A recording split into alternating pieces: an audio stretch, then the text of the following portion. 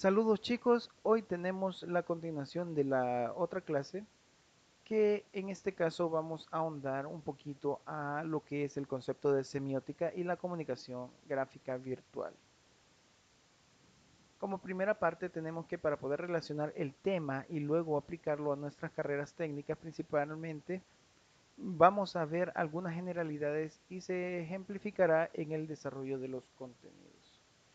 Bueno, no poseemos una definición clara de la semiótica, pero es interesante saber que mucho antes de que el término semiótica fuera utilizado ya se encuentra investigaciones al respecto de los signos. O sea, esto ha venido siendo, digamos, una búsqueda de cómo nosotros como seres humanos desde la antigüedad tratamos de darle sentido a nuestras expresiones, cómo es que nosotros entendemos las expresiones o el lenguaje y los elementos que lo componen, como son los signos.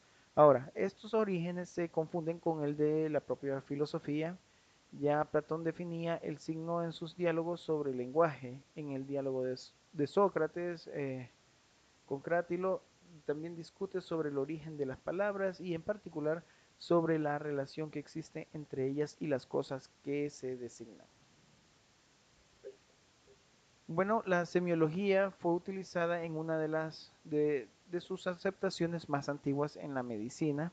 Era el término empleado para designar el estudio e interpretación de los síntomas de las enfermedades, la semiología, eh, que es distinto a la semiótica, sino que esto es solamente para que se entienda que han existido otras palabras que se asemejan, pero que buscamos con eso darle un significado similar a la semiótica a través de este ejemplo. Ahora bien, pero si analizamos la etimología de la palabra, que de semiología versus la palabra semiótica, de esta deriva la raíz griega semión, que significa signo, o sema, que es señal. Entonces diremos que en términos muy generales la semiótica se ocupa del estudio de los signos. En este caso vemos un pequeño ejemplo sobre los signos matemáticos en donde podemos sacar las conclusiones que ya básicamente nos han enseñado en la, digamos, ya en el bachillerato o en tercer ciclo, en donde vemos las multiplicaciones de los signos y los resultados de ellos. Ahora, su dominio es demasiado amplio, me refiero a la semiótica, y en él confluyen diversas perspectivas y por tanto aún no se ha consolidado como una disciplina con modelos teóricos unitarios. O sea que no es, siempre está en estudio, siempre está en desarrollo, algo así como la teoría de la comunicación. En este caso, la semiótica también va en desarrollo, no hay un elemento establecido, pero mientras se va desarrollando los estudios, se va entendiendo un poquito más la, la profundidad de los signos, de los significados y cómo el ser humano interpreta todo esto. Ahora, como definición, la semiótica o semiología es la ciencia que trata de los sistemas de comunicación dentro de las sociedades humanas. Quieras o no, nosotros anteriormente vimos los signos y los entendimos, entonces a eso nos referimos. ¿Cómo el ser humano logra entender eso? Ahora, la concordancia es considerar a los signos lingüísticos como una categoría de signos y es casi general, lo que hace que la lingüística, perdón, de la lingüística una parte de la semiótica, porque tampoco podemos dejar aparte la lingüística. Sin embargo, está dentro del estudio de los signos, la lingüística. Ahora, un ejemplo de semiótica es la semiótica específica, eh, que se explica de la siguiente manera. Las semióticas específicas se definen como gramáticas, es decir, un conjunto de reglas explícitas de sistemas particulares de signos que admitimos como datos de observación. La autonomía de estos sistemas, su cohesión, su independencia de los otros signos se impondrían a todo observador. Así serían las lenguas, el lenguaje de señas, las señales de caminos, señales de los escudos, etcétera. O sea, tienen su propio mundo, tienen su propia identidad, son independientes de otras cosas. A eso nos referimos con la semiótica específica. Tienen su propia vida, su propio universo. Ahora, los sistemas rígidos como el de los semáforos parecen más objetivos, por tanto, más fácilmente descriptibles en términos formales que los sistemas flexibles, como por ejemplo la función narrativa de los cuentos de hadas. O sea, es mucho más fácil de explicar el, digamos, colores o el significado de ciertos colores frente a un contexto de banderas o posiblemente, como ponen aquí el ejemplo, explicar para qué sirven los colores dentro del semáforo, a explicar cómo se entiende o cómo se debería de entender un cuento de hadas con, digamos, una introducción o un prólogo, un contenido, un final, o si es una fábula, eh, a qué nos referimos con una, digamos, una explicación al final, con un aprendizaje, entonces son diferentes.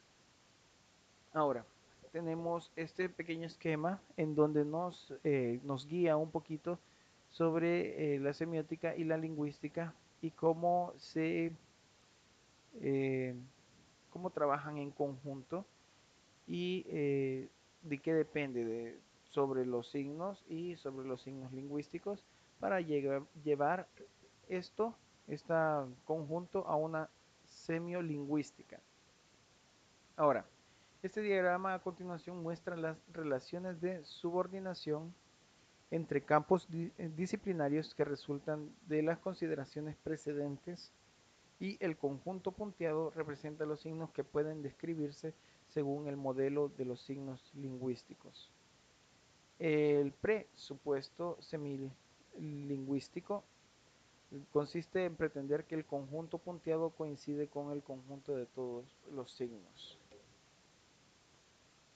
Entonces nosotros ahí ya estamos trabajando con, digamos, con la interpretación de, valga la redundancia, de los signos desde diferentes ópticas dentro de la semiótica. Esto ya nos lleva a una pregunta y es que si debe formalizarse o incluso matematizarse una semiótica científica, o sea que si ah, ya tenemos un estudio, ya tenemos un concepto de cómo se conjugan los signos, cómo se conjuga la lingüística para obtener la semiótica, y teniendo esos estudios, ¿por qué no podemos formalizarlo y hacerlo en una semiótica más científica? ¿A qué nos referimos? Entonces, tenemos esta respuesta que es que la historia de las ciencias muestra que la forma acabada de una teoría científica se alcanza cuando ésta está matematizada completamente en un modelo hipotético deductivo. O sea que ya ha habido, por decir así, experimentaciones, ya ha habido desarrollos repetitivos y obtenemos el mismo resultado, cuando eso es un concepto bastante matemático, o sea, que es eh, y científico, pero que se obtiene el mismo resultado. Sin embargo, esto también, en este caso en particular, como es una ciencia que tiene que ver con el ser humano, no es un elemento rígido, no es una respuesta rígida que siempre vamos a obtener el mismo resultado. Este tipo de ciencias no se pueden tener un resultado concreto, sino que siempre es evolutivo. Ahora, esta segunda parte menciona que las ciencias humanas podrán alcanzar este grado de acabamiento con tal que las matemáticas tengan una capacidad de informar sus características particulares, producción e interpretación de un mismo signo. Ahora, queda claro que para avanzar en el conocimiento de los signos es conveniente considerar aquello para lo que sirven cuando son más o menos intencionales, es decir, para comunicar. Finalmente, la semiótica puede ser entendida como la teoría general de los signos o de los lenguajes en cuanto a sistemas de signos. El dominio de la semiótica la conforman los lenguajes, sean estos naturales o artificiales, y en este sentido es el estudio que se encarga de dar los fundamentos de cualquier ciencia particular que trate de signos como la lógica, la lingüística o la matemática. Eso serían las conclusiones. Nosotros tenemos que interpretar el concepto de semiótica desde, desde un punto de vista bastante flexible y entender que básicamente